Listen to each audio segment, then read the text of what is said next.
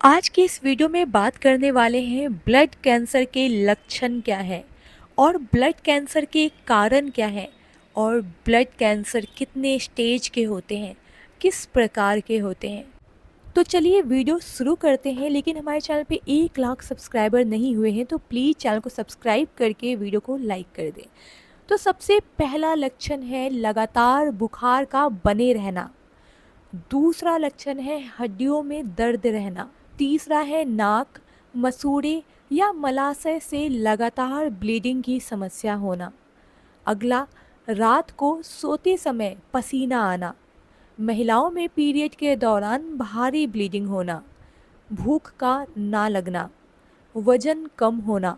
बिना कुछ किए ज़्यादा थकान महसूस होना। और गला, कमर या हाथ के नीचे गांठ बनना या ग्रंथि में सूजन आना। अब बात करते हैं आखिरकार ब्लड कैंसर के कारण क्या है। देखिए, अभी तक ब्लड कैंसर के कोई ठोस कारण का पता नहीं चला है। कुछ चीज़ों के सेवन से ब्लड कैंसर होने की संभावना बढ़ जाती है। इसके अलावा कुछ खास तरह के केमिकल या रेडिएशन के संपर्क में आने से भी ब्लड कैंसर होने का खतरा हो सकता है। जैसे बेंजीन ब्लड कैंसर की आशंका को बढ़ा सकता है। तो चलिए जानते हैं कि आखिरकार ब्लड कैंसर कितने स्टेज के होते हैं। आपने सुना होगा किसी को स्टेज 4 का कैंसर है, अब वह नहीं बच पाएगा। और आपने सुना होगा कि अभी उसे स्टेज 1 का कैंसर है, घबराने की ज़्यादा बात नहीं है। तो आखिरकार ये स्टेज 1, स्टेज 2, स्टेज 3 और स्टेज 4 होता क्या है। सबसे पहला है स्टेज 1। लिम्फोसाइट की संख्या में अचानक वृद्धि के कारण लिम्फ नोड्स भी बढ़ जाते हैं।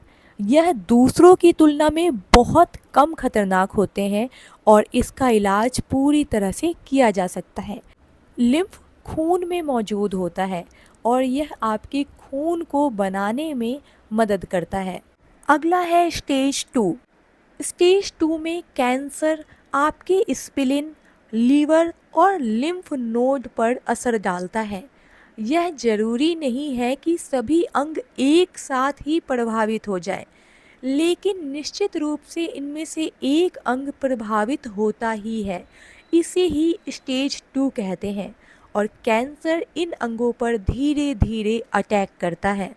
अगला है स्टेज 3। ब्लड कैंसर के इस स्टेज में पेशेंट एनीमिया से ग्रसित हो जाता है और स्प्लीन, लीवर और लिम्फ नोड्स कैंसर से प्रभावित होने लगते हैं। तीसरे स्टेज में 2 या 2 से ज़्यादा अंग प्रभावित हो जाते हैं। इसीलिए कहा जाता है कि आपका तीसरा स्टेज चल रहा है। अब बचने के चांसेस थोड़े और कम हैं, आपके पास बहुत कम दिन बचे हैं। अब है स्टेज 4। यह कैंसर की आखिरी स्टेज होती है, जहां शरीर पर कैंसर का प्रभाव बहुत ज़्यादा हो जाता है और यह बहुत जोखिम वाला भी होता है। इस स्टेज में पेशेंट के मौत की संभावना ज़्यादा बढ़ जाती है। इसमें ब्लड प्लेटलेट बहुत तेज़ी से गिरने लगता है और फेफड़ों के साथ साथ कई अंग कैंसर से प्रभावित होने लगते हैं। क्या आप ब्लड कैंसर की लास्ट स्टेज के लक्षण के बारे में जानते हैं? तो जान लीजिए। सबसे पहला है गर्दन में गांठ, सीने में दर्द या फिर पीठ में दर्द। अब बात करते हैं आखिरकार आपको ब्लड कैंसर में क्या खाना चाहिए। जितना हो सके ऑर्गेनिक फल का इस्तेमाल करें। अपनी डाइट में प्रोटीन, कार्बोहाइड्रेट, डेयरी उत्पाद, फल और सब्जियों को शामिल करें। वसा मुक्त पदार्थों का सेवन करें। डिहाइड्रेशन से बचने के लिए ज़्यादा से ज़्यादा तरल पदार्थों का सेवन करें।